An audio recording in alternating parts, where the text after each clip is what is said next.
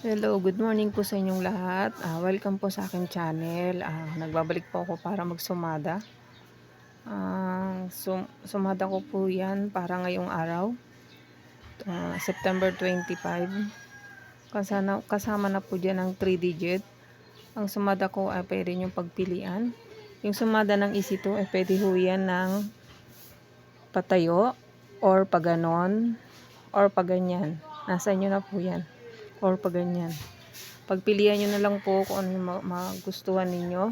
Ang 3 digit naman, kung sino may gusto, pagpilian nyo na lang po yan. Straight or rumble or straight, pwede po yan dyan. Ganon din po sa mga sa EC2. EC2 natin ay pwede po yan sa STL.